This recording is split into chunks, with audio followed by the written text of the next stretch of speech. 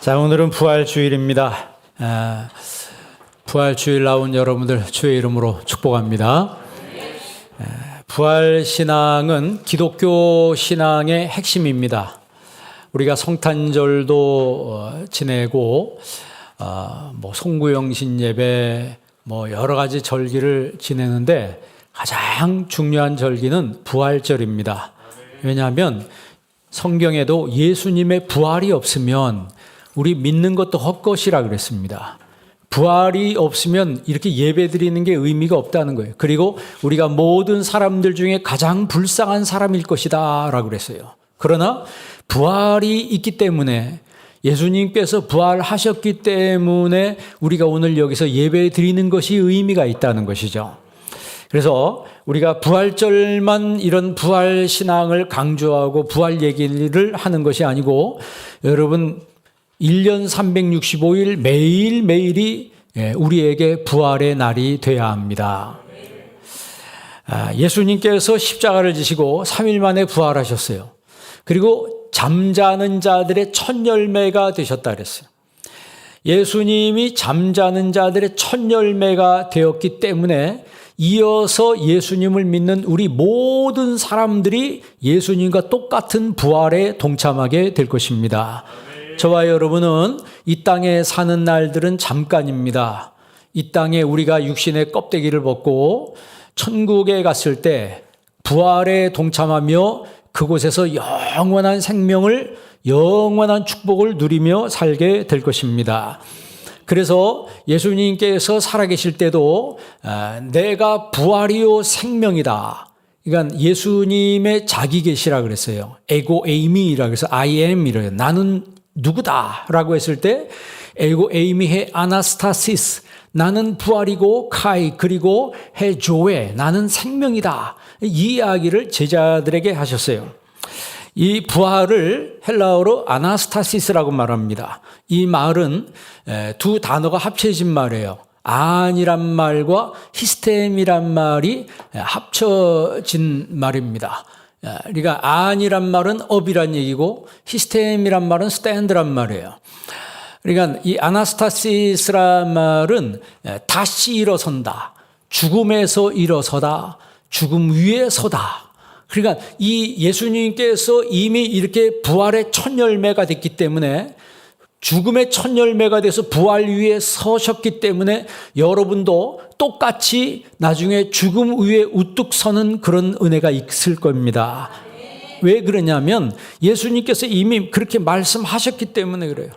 그러면 이 아나스타시스라고 하는 이 부활의 성경적인 의미가 세 가지가 있는데, 첫째가 뭐냐면 믿음으로 사망을 밟고 일어서는 것을 의미하는 거예요. 우리 예수 믿는 사람들은 죽는 게 아닙니다. 물론 이 땅에 우리 육신은 죽어요. 우리 육신은 죽지만 우리 영이 부활해서 영원한 천국에서 영생복락을 누리게 된다라고 성경은 우리에게 말씀하고 있습니다. 그래서 믿음으로 사망을 밟고 이 땅에 있는 저주를 밟고 일어서는 거예요. 그래서 여러분 이 땅에 살아갈 때 저주를 두려워할 필요가 없습니다. 예수 믿는 사람에겐 저주가 없어요. 이게 무서워가지고 사람이 점쟁이 찾아가고 무당 찾아가고 하는데, 여러분 예수님을 믿는 사람들은 저주에서 사망에서 자유함을 받았기 때문에 그런 데를 찾아갈 필요가 없습니다. 두 번째, 아나스타시스란 말은 말씀을 깨닫고 그 말씀으로 똑바로 서는 것을 의미합니다. 그러니까 부활신앙이 있는 사람은 하나님 말씀이 깨달아집니다. 그리고 신앙에서 똑바로 서가는 거예요. 그러니까 죽은 신앙이 살아나는 거예요. 옛날에 죽은 신앙이어서 이것도 저것도 아니었던 사람이 그 신앙이 살아나는 거예요. 마치 에스겔 골짜기에 마른 뼈들이 살아나는 것처럼 그 뼈들에게 하나님의 생기가 들어가니까 그 죽었던 뼈들이 일어나서 큰 군대를 이루었다고 그랬어요. 그게 부활이죠. 여기 앞에 계란이 쭉 있는데, 이 계란이 여러분 분명히 동그란 타원형의 모양인데 이게 톡톡 깨고 거기서 전혀 다른 모양체가 나온다. 이게 부활의 상징이죠. 여러분 올챙이가 개구리가 되잖아요. 전혀 새로운 종으로 나오잖아요. 매미가 여러분 군뱅이였잖아요. 군뱅이가 기어다니다가 나중에 매미가 돼서 하늘을 훨훨 날아다니는 게 이게 상상이나 되십니까? 근데 이런 이게 자연의 신비예요. 하나님이 그렇게 만드셨다라고 하는 거예요. 물벌레가 이 물에서 기어다니다가 이게 잠자리가 돼가지고 하늘을 또 확 날아다녀요. 가을 되면 안 보이던 잠자리들이 그냥 하늘을 확 수놓습니다. 이게 도대체 어디서 나온 거예요? 물속에 있던 것들이 하늘을 날아다닌다. 이게 말이 됩니까? 하나님이 자연의 이치를 우리에게, 자연에도 이런 부활이 있다라고 하는 것을 우리에게 보여주신 거예요. 똑같이 우리가 여러분 예수님이 이 몸으로 있지만 나중에 죽어서 부활한 다음에는 누구처럼 된다? 천사처럼 된다 그랬어요. 그래서 여러분 이 땅에 살아갈 때 천사처럼 사시길 바랍니다. 마음 씀씀이도 좀 천사처럼 이렇게 하시고 정말 넉넉한 마음으로 살 수 있는 여러분 되시기를 바랍니다. 이 아나스타시스란 말은 의학적인 용어로도 쓰입니다. 그래서 그 세포가 죽음에서 돌아오는 세포 재생 메커니즘을 아나스타시스라 이렇게 이야기한대요. 그러니까 이 세포가 의학적으로 이제 아포토시스라고 세포의 자연사를 말해요. 그리고 사고사를 네크로시스라고 말하는데 세포가 자연사해야지 또 다른 새로운 세포가 나온다는 거예요. 예를 들어서 얘기하면 때 있잖아요. 때가 세포 아니에요. 세포가 죽어야지 새로운 세포가 나온 거예요. 그런데 이게 안 죽고 있으면은 그 안 죽는 세포가 암이 된다고 합니다. 그러니까 그 세포의 자살이라 뭐 이렇게 얘기하는데 그 세포의 자연사를 아포토시스라고 그래요. 네크로시스란 말은 사고사입니다. 세포가 사고로 죽어요. 그거는 만약에 예를 들어서 화상을 입는다. 불로 인해서 피부가 확 데이면은 그게 이제 사고사 하는 거예요. 세포가. 네크로시스란 말은 이제 헬라어입니다. 헬라어로 죽음이란 뜻입니다. 죽음. 그러니까 이 아나스타시스란 말은 세포의 재생 메커니즘이라고 하는 거예요. 그러니까 죽는 것 같은데 다시 살아나는 거예요. 죽는 것 같은데 다시 살아나는 거예요. 그러니까 우리가 예수 믿는 사람은 죽는 것 같은데 죽지 않고 하나님 부활체로 다시 살아난다라고 성경에 수도 없이 말씀하고 있습니다. 여러분 천사들이 예수님의 부활을 고지하죠. 누가복음 24장에 보면 천사들이 그가 살아나셨느니라 이렇게 말합니다. 그 살아난다 이 부활이란 말과 지금 이야기한 그 아나스타시스란 말과 그 에게이로란 말이 있어요. 그가 살아나셨다. 화면 한번 보여주세요. 그가 살아나셨다라고 주님께서 살아난 것을 천사들이 그가 살아나셨다. 이게 어떤 상황이냐면 마리아와 여인들이 예수님께서 십자가형으로 죽으셨어요. 그래서 안식일을 지나고 안식 후 첫날 바로 오늘이에요. 부활절날. 그러니까 안식일을 우리가 그 부활절을 안식일로 지키는 거예요. 예수님께서 부활한 날을 우리는 주일로 지키는 겁니다. 왜냐하면 부활이 없으면 아무런 의미가 없기 때문에 부활이 있기 때문에 우리가 예수님 믿는 의미가 있는 거죠.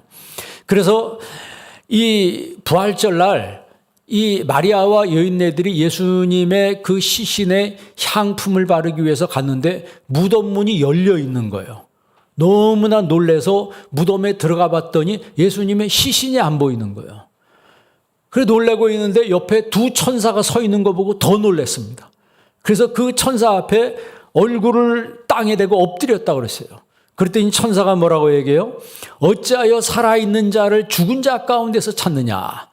이전에 그 성가대에서 칸타타 그걸 했나요? 어찌하여 산 자를 죽은 자 가운데서 찾느냐. 여기 계시지 않고 주님 살아나셨다. 주님 사셨네. 주님 다시 사셨네. 그거 안 했습니까? 제가 했던 것 같은데 굉장히 그거거든요. 주님 다시 사셨네. 그게 뭐냐면 천사들이 여기 계시지 않고 주님 다시 살아나셨다라고. 그게 에게이로예요. 일어났다는 얘기거든요. 예수님께서 누가복음에 영광을 받으시니까 사람들이 왜 당신은 영광을 받습니까? 당신이 그런 사람이냐? 그랬더니 예수님께서 뭐라 그래요? 이 사람들이 이렇게 하지 않으면 이 돌들로도 하나님이 아브라함의 자손이 되게 할 것이다. 돌들이 소리 지를 것이다. 그 말은 뭐예요? 돌들이 거기 보면 원문 성경에 보면 에게이로 똑같이 살아난다는 말을 썼어요. 그러니까 돌들이 살아나서 하나님께 영광을 돌린다는 거예요. 우리가 영광을 돌리지 않으면 하나님은 다른 피조물을 통해서도 영광을 받으신다는 거죠. 그렇기 때문에 우리가 살아있을 때 하나님께 영광을 돌리고 하나님을 찬송할 수 있다라고 하는 것은 축복입니다. 입이 있어도 찬송을 못하고 입이 있어도 기도하지 못하고 그거는 어떻게 보면 불행해요. 요한복음 2장 19절에는 예수님께서 사람들에게 이렇게 말합니다. 이 성전을 헐라 내가 사흘 동안에 일으키리라. 이 성전을 헐라 내가 사흘 동안에 일으키리라. 이 말은 아까 말한 대로 에게이로 내가 살린다, 내가 살아난다 이 말이에요. 그러니까 육을 가진 사람들은 아니 이 성전이 몇십 년 동안 지어졌는데 당신이 어떻게 3일 동안 이걸 짓겠느냐, 말이 되지 않잖냐. 그러니까 세상의 육신의 눈으로 보면 하나님 말씀이 하나도 이해가 안 됩니다. 그러나 예수님은 성전된 자신의 몸을 가리켜서 이야기하셨다 그랬어요. 이 성전을 헐라 나를 죽여봐라 이 말이야. 내가 사흘 만에 다시 일으키리라 이 말은 내가 사흘 만에 에게이로 내가 다시 살아난다는 거죠. 아나스타시스라고 해서 내가 사흘 만에 다시 부활한다는 얘기예요. 여러분 고린도전서 15장 16절 한번 읽어볼래요? 고린도전서 15장 16절 다 같이 있습니다. 만일 죽은 자가 다시 살아나는 일이 없으면 그리스도도 다시 살아나는 일이 없었을 터이요. 아멘. 죽은 자가 다시 살아난다. 이 에게이로 일어난다는 거예요. 이게 성경의 진리입니다. 여러분 죽은 자가 살아난다. 이것이 성경의 진리예요. 그런 것처럼 그리스도도 다시 죽은 자가 다시 살아나는 일이 없으면 그리스도도 다시 살아나는 일이 없을 것이요. 이 말은 뭐예요? 부정의 부정이니까 긍정이란 얘기죠. 그리스도가 반드시 살아난다는 거예요. 자 17절 다 같이 있습니다. 그리스도께서 다시 살아나는 일이 없으면 너희의 믿음도 헛되고 너희가 여전히 죄 가운데 있을 것이요. 그리스도가 다시 살아나는 일이 없으면 에게이로 이런 일이 없으면 우리의 믿음이 다 헛것이고 우리가 죄 가운데 있을 것이다. 이 말은 뭐예요? 그러나 그리스도께서 다시 에게이로 다시 살아나시기 때문에 우리의 믿음도 의미가 있고 우리가 죄에서 자유함을 얻게 될 것이라는 얘기예요. 자 18절 다 같이 있습니다. 또한 그리스도 안에서 잠자는 자도 망하였으리니 19절 만일 그리스도 안에서 우리의 바라는 것이 다만 이 세상의 삶뿐이면 모든 사람 가운데 우리가 더욱 불쌍한 자이리라. 아멘. 여러분 특별히 19절에 우리가 바라는 것이 다만 이 세상의 삶뿐이면 여러분들은 이 세상의 삶만 기대하는 사람인가요? 아니면 천국의 삶도 기대하는 삶인가요? 어떤 삶을 여러분 기대하고 있나요? 여러분 보이지 않는 세계가 있습니다. 보이지 않는 세계가 있어요. 여러분 바람이 보여요, 안 보여요? 바람이 안 보이지만 존재하잖아요. 전파가 보여요, 안 보여요? 전파가 보이지 않지만 전파가 있습니다. 눈에 안 보인다고 없다고 말하는 사람은 어리석은 사람이에요. 하나님 만드신 자연의 신비는 이 우리 인간의 안구를 볼 수 있는 이런 것들이 굉장히 제한되어 있습니다. 이 안구로 보이지 않는 세계가 어마어마하게 많은 거예요. 그건 과학적으로도 증명이 된 겁니다. 그래서 성경은 우리가 바라보는 것이 이 세상의 삶뿐이라면 우리는 가장 불쌍한 초라한 사람이라는 거예요. 왜? 이 죽음 너머에 우리 주님이 예비하신 부활의 영광이 있다라고 하는 것을 성경은 수도 없이 우리에게 강조하고 이야기하고 있어요. 그래서 여러분 부활의 믿음을 가지고 부활 넘어 영원한 천국이 있는 것을 기대하고 소망하는 여러분 되시기를 바랍니다. 그러면 예수님의 이 영광스러운 부활이 우리에게 주는 은혜가 뭐냐? 이 영광스러운 부활이 나에게 주는 은혜가 뭐냐? 가장 먼저가 거듭남의 은혜입니다. 거듭남의 은혜. 여러분 니고데모가 예수님을 찾아가잖아요.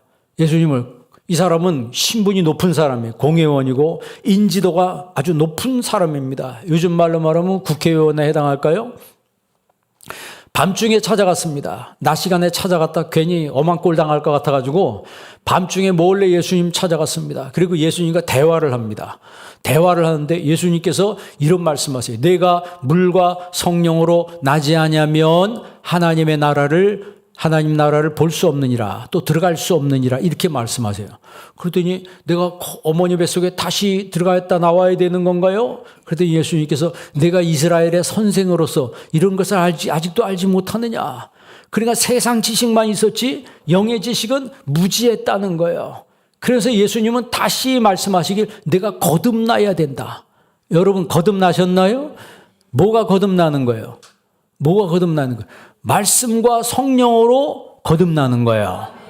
예수 그리스도를 내 마음속에 여러분 온전히 모실 수 있는 여러분 되기를 바랍니다.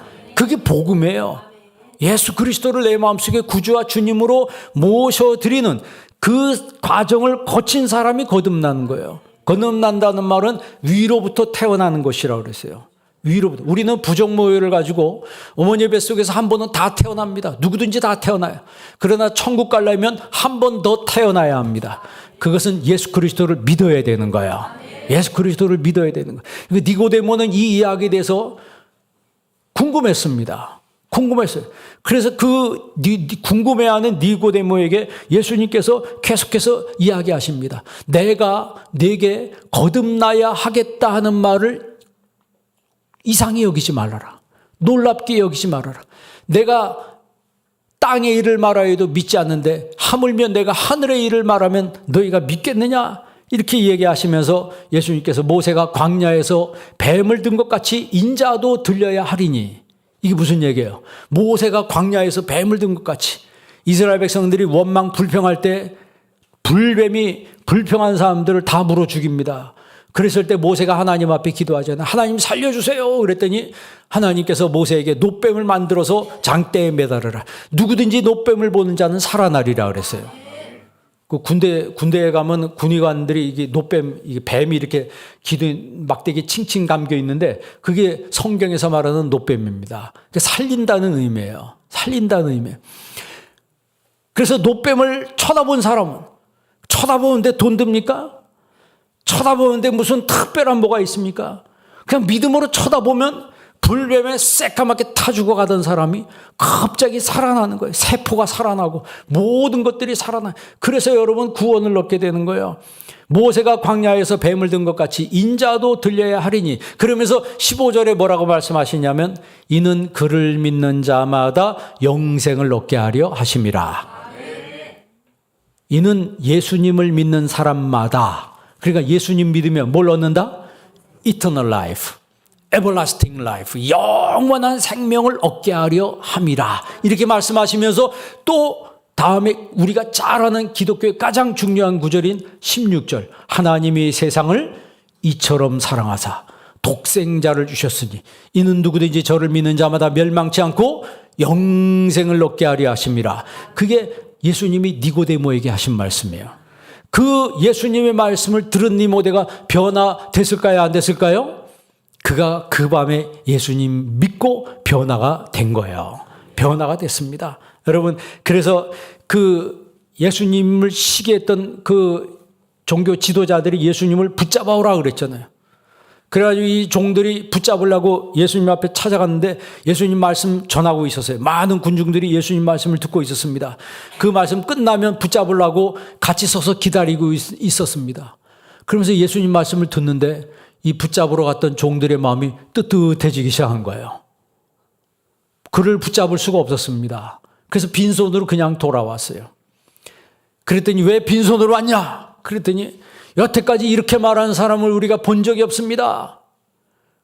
너희들도 경도됐냐? 너희들 감염됐냐? 뭐 이런 식으로 막 야단을 칩니다. 그랬더니 그 자리에 요한복음 7장이죠. 니고데모가 나서서 한마디 합니다.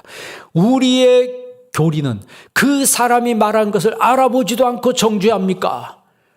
그랬더니 대제사장이 거기서 갑자기 화를 내면서 너도 갈릴리에서 왔느냐? 너도 한패냐? 이렇게 이야기하는 거예요. 니고데모도 바리새인이거든요.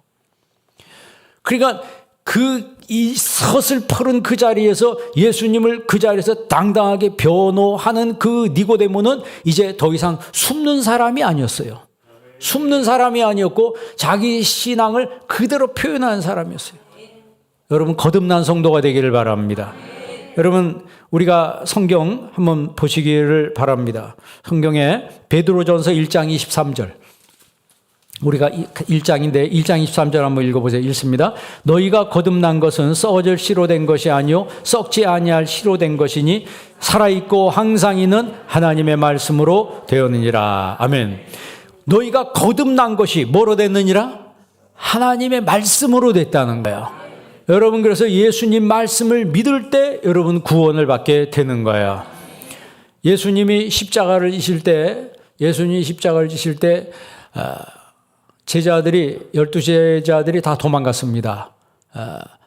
우리가 특세 때 아리마대 사람 요셉 얘기했는데 아리마대 사람 요셉이 예수님의 시신을 자신의 새 무덤에 장례를 치르는데 거기 누가 찾아왔어요?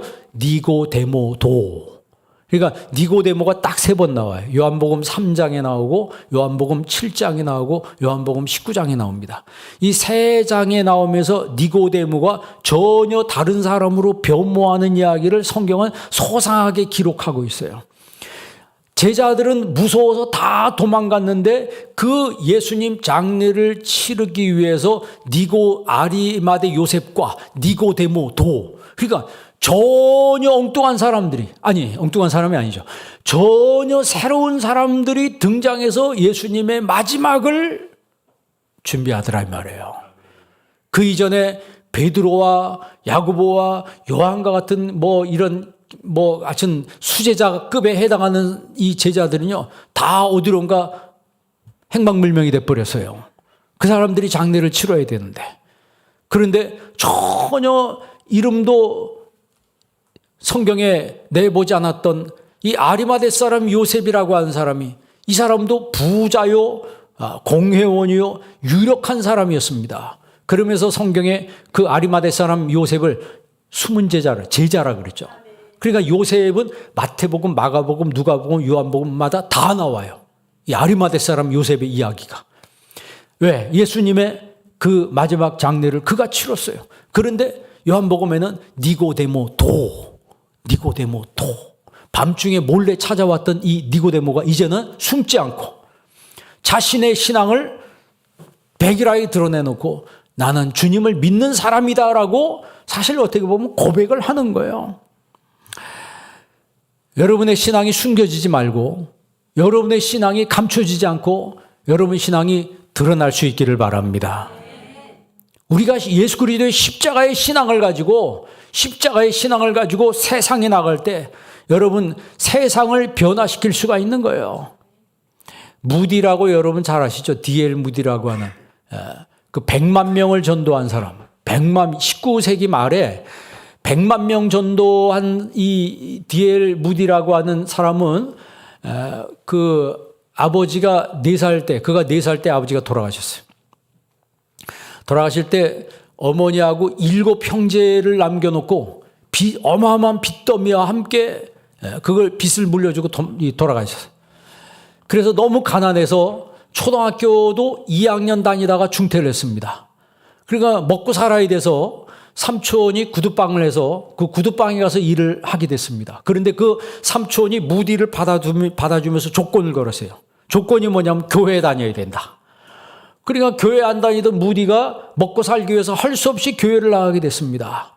그래서 예수님에 대해서 관심도 없고 천국에 대해서 아예 관심도 없었던 무디가 교회를 나오다가 1년 후에 에드워드 킴버리라고 하는 사람한테 복음을 듣고 예수를 믿었어요. 1년 후에 예수님을 영접합니다.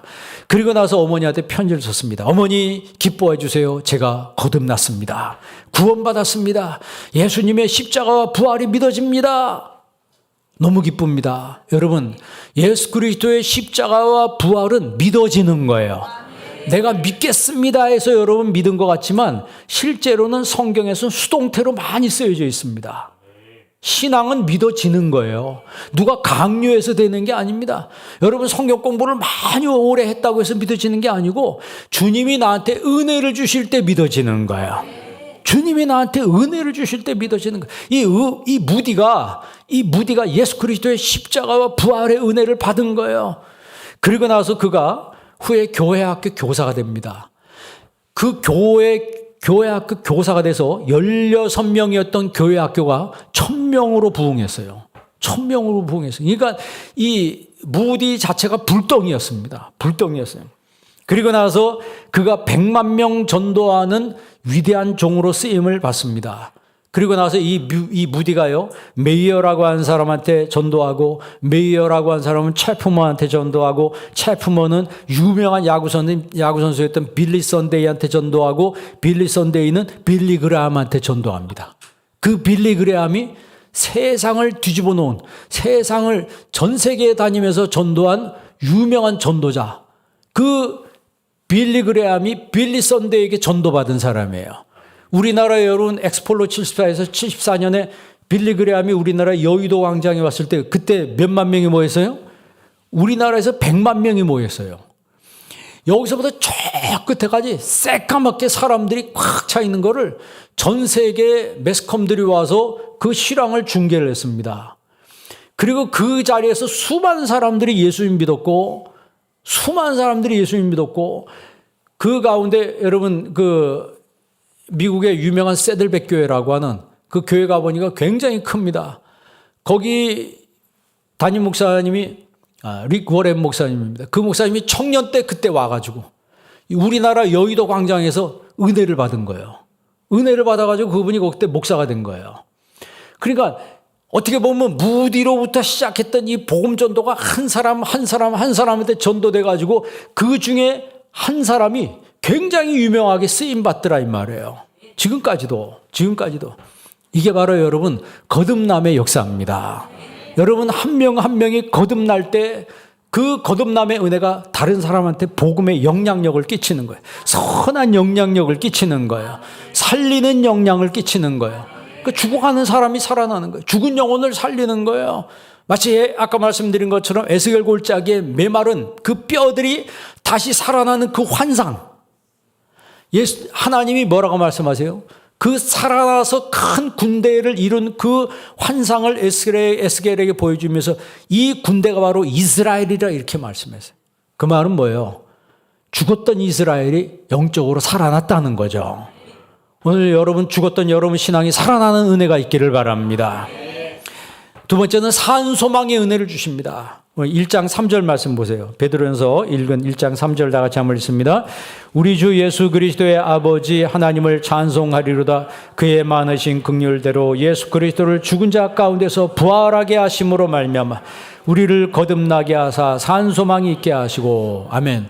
자, 우리를 뭐하게 하심으로? 부활하게 하심으로.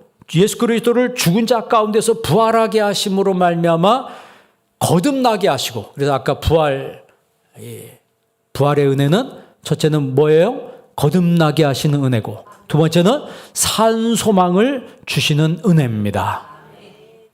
그러니까 부활하신 예수님 만나면 희망이 생겨요. 여러분 오스트리아의 그 정신의사이며 심리학자였던 이 빅터 프랭클, 제가 몇 번 이야기한 적이 있는데 이 심리학자로 굉장히 유명한 사람이에요. 이 빅터 프랭클은 1944년 10월 19일 날 아우슈비츠로 끌려갑니다. 그 아우슈비츠에서 자기의 여동생 제외하고 가족이 다 죽어요. 가스실에서. 그리고 이 사람이 6개월 후에 1945년에 그 미군에 의해서 해방될 때 미군이 거기 들어가면서 그때 그 아우슈비츠 수용소를 살아서 나오게 됩니다. 그러면서 이 빅터 프랭클이 그 아우슈비츠 수용소의 경험을 책으로 엮었는데 그게 바로 죽음의 수용소에서라는 제목이에요. 그 이 사람이 그때 만든 치료요법이 로고테라피라고 해서 의미요법이라고 하는 거예요. 의미요법.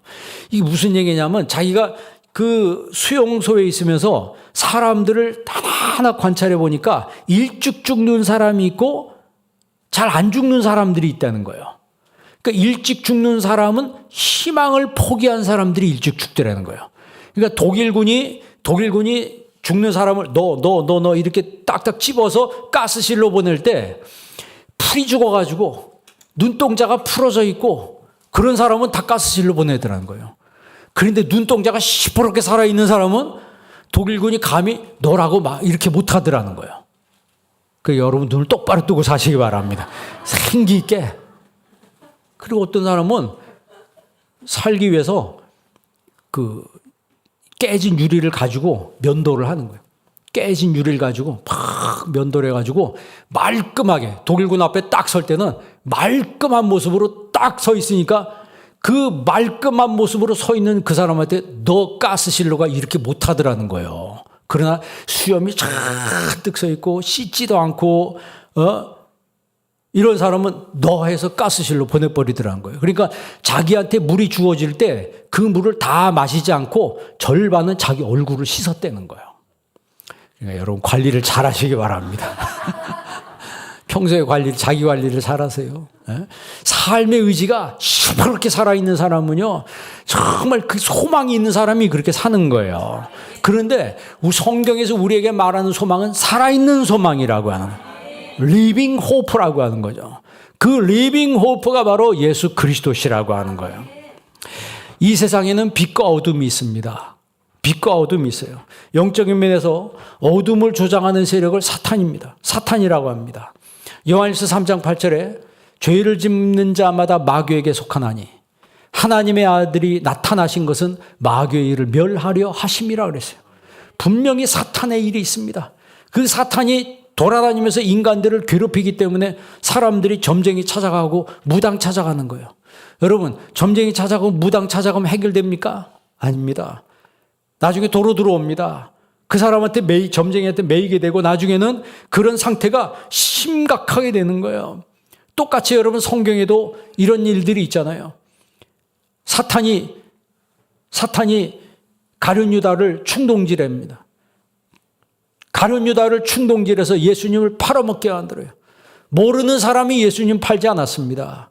예수님 가장 가까이 있던 가룟 유다가 예수님을 팔아버렸어요. 우리가 이게 잘 분별을 해야 합니다. 그리고 나서 예수님을 파는데 성공했어요. 그리고 나서 가룟 유다 스스로 자살했습니다. 그러니까 결과적으로 보면 어떻게 된 거예요? 예수님도 죽게 만들고 자기도 죽었어요. 그러니까 마귀가 역사하는 게 그렇게 하는 거예요. 한 가정을 망가뜨릴 때 사탄이 가정에 들어가면 그 가정을 콩가루로 만들어 버립니다. 그렇기 때문에 여러분 예수님 잘 믿어야 돼요. 예수님 믿으면 마귀가 한 길로 왔다가 7길로 도망갑니다. 어둠의 영이 우리 가정에 들어올 수가 없어요. 왜? 우리 가정이 빛이기 때문에. 예수님이 빛이기 때문에, 부활하신 예수님 빛이 우리 가정에 환하게 밝히기 때문에. 여러분 생각해 보세요. 찬송이 넘쳐나고 은혜가 있고 기쁨이 있는데 어딜 들어옵니까?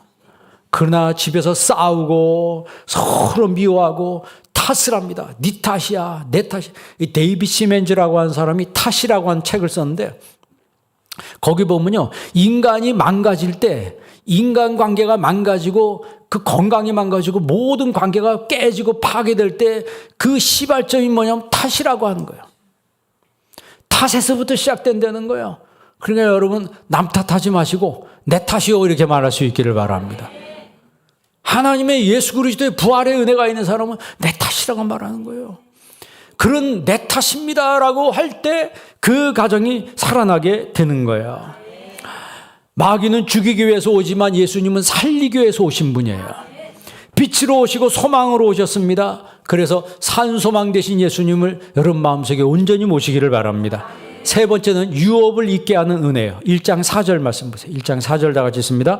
썩지 않고 더럽지 않고 쇠하지 아니하는 곧 너희를 위하여 하늘에 간직하신 것이라. 아멘. 여기 유업이란 말은 기업, 상속되는 재산이란 의미가 있습니다. 상속되는 재산. 이 클레로노미아라고 하는데 이 클레로노미아는 상속분이라고 하는 거예요.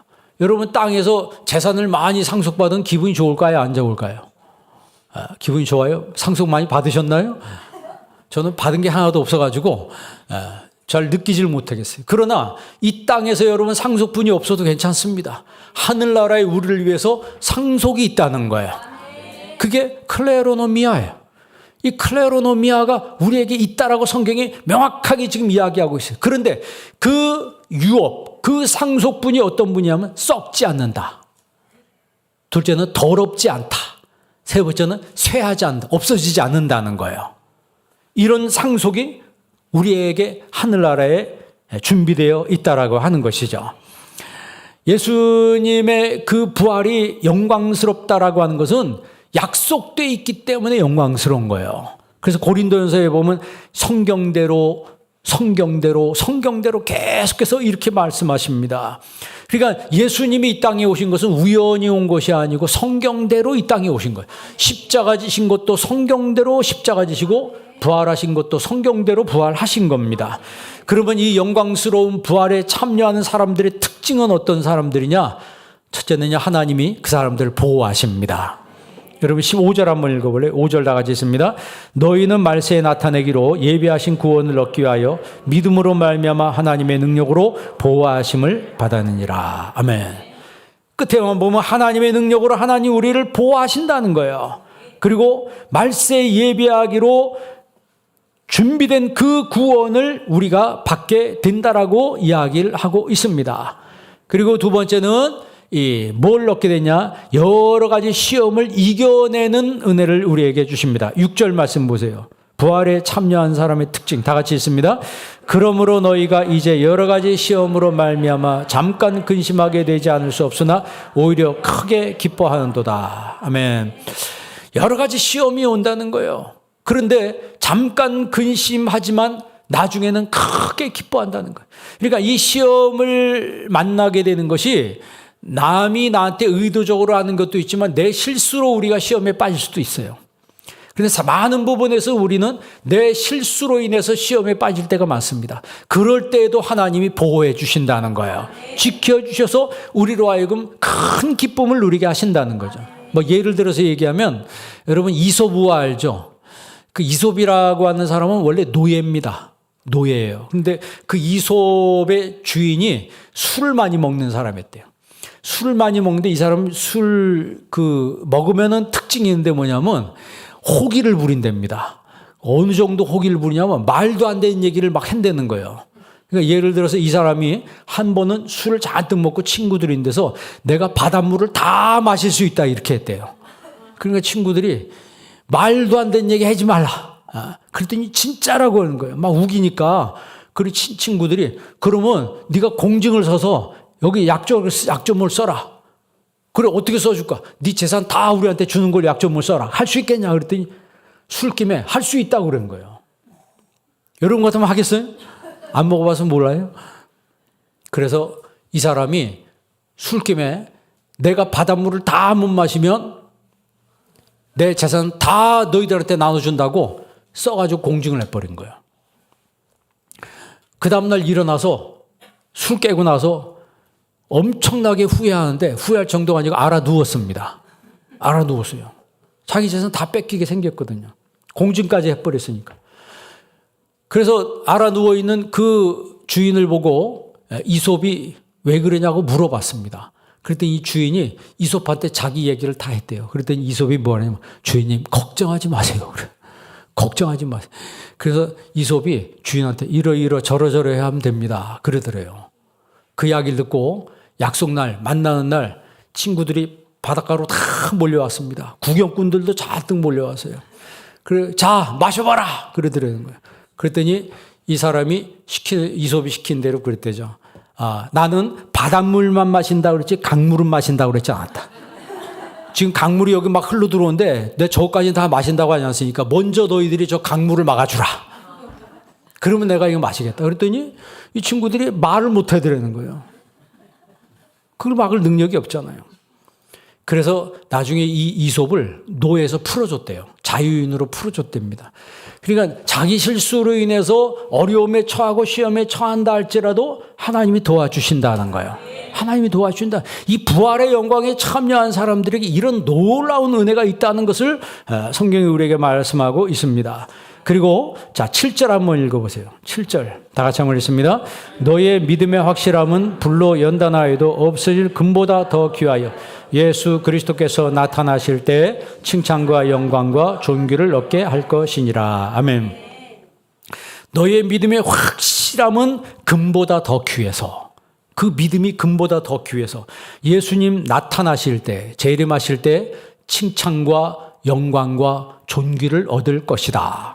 존귀를 얻을 것이다. 그 노벨상을 받은 그 극작가 유진 오닐이라고 하는 사람인데, 그분이 쓴 희곡에 나사로가 웃었다 이제 그런 내용이 있어요.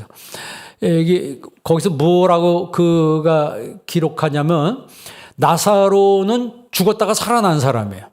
그러면 죽었다가 살아났다는 것은 천국 갔다 온 사람이에요. 그래서 나사로가 예수님을 믿어서 박해를 받고 죽음의 자리에까지 이르렀을 때에도 그는 웃었다는 거예요. 왜 웃었을까요? 그렇죠. 그는 자신의 죽음 후에 죽음 너머의 일을 다 알기 때문에 웃음으로 받아들였다는 거죠. 웃음으로 받아들였는 거예요. 우리는 미래에 대해서 장님이기 때문에 아무것도 몰라요. 그렇기 때문에 항상 현대인들의 특징이 불안입니다. 항상 불안을 가지고 있대요. 그 불안과 스트레스가 병으로 이어진다고 그래요. 그렇기 때문에 예수 믿는 사람들은 정말 이런 부활의 은혜를, 이 부활의 사실을 아는 사람은 세상에 있는 것들에 대해서 좀 웃어넘길 수 있는 그런 영적인 여유를 가져야 합니다. 예, 여러분 마음의 사이즈를 좀 많이 넓히시길 바랍니다. 마음의 사이즈를 좀 많이 넓혀서 좀 그런 것들은 좀 웃어넘길 수 있는 그런 사람이 되시기를 바랍니다. 우리 주변에는요, 소망 없이 죽어간 사람들이 많습니다. 그런 사람들을 살리려면은 내가 먼저 영광스러운 주님의 부활의 증인이 되어야 되고 부활을 경험한 사람이 되어야 합니다. 그걸 믿는 사람들, 영광스러운 부활의 믿음을 가진 사람들은 시련 속에서 넘어지는 사람이 아니에요. 오히려 시련이 오고 시험이 와도 그 시련이 내 불신앙과 불순물을 다 빠지게 만들어버려요. 그 어려움을 겪으면서 내가 여태까지 잘못 믿었던 내 신앙의 불순물들이 다 빠져나고 정금과 같은 믿음의 사람으로 다시 태어나는 그런 은혜를 하나님이 주시는 거야. 그리고 이런 사람이 더 수준 높은 신앙으로 나아가게 됩니다. 그게 바로 8절 말씀이에요. 8절 말씀 다 같이 있습니다. 예수를 너희가 보지 못하였으나 사랑하는도다. 이제도 보지 못하나 믿고 말할 수 없는 영광스러운 즐거움으로 기뻐하니. 아멘. 예수님 본 사람 손 들어보세요. 성경에는요, 너희가 예수를 보지 못하였으나 뭐하는도다? 사랑한다 그랬어요. 지금도 보지 못하나, 앞으로도 내가 안 보여도 말할 수 없는 영광스러운 그 즐거움으로 기뻐한다. 이 이야기는 우리가 이 spiritual being, 영적인 존재가 됐다는 거예요. 영적인 존재가 된 사람들은 결국 9절 말씀 보세요. 9절 나가지 있습니다. 믿음의 결국 곧 영혼의 구원을 받음이라. 아멘. 이 부활과 영혼의 구원이 그대로 똘똘 묶여서 이어진다라고 하는 거예요. 여러분, 구원받은 사실을 확신하시기를 바랍니다. 구원받은 사실을 확신하고 이 거듭남의 은혜, 산 소망의 은혜, 나에게 유업을 주신다라고 하는 클레로노미아가 나한테 보장되어 있다는 사실을 우리가 믿을 때 우리가 영광스러운 그 주님의 부활에 날마다 동참하는 삶을 살게 되는 것입니다. 이 영광스러운 부활에 믿음으로 사는 주님의 제자가 되길 주의 이름으로 축원합니다. 기도하겠습니다. 좋으신 아버지 하나님 감사합니다. 오늘 이 아침에 저희들에게 하나님 말씀 주심을 감사합니다. 생명의 말씀을 통하여, 이 부활의 말씀을 통하여 우리의 죽었던 신앙이 다시 살아나게 도와 주시옵시고, 산 소망을 갖게 하여 주옵시고, 거듭남의 은혜 가운데 살게 하여 주옵시며, 우리를 위하여 하늘에 준비하신 영원한 유업을 기대하며 살아가는 저희들 되게 하여 주옵소서. 예수님의 이름으로 기도합니다. 아멘.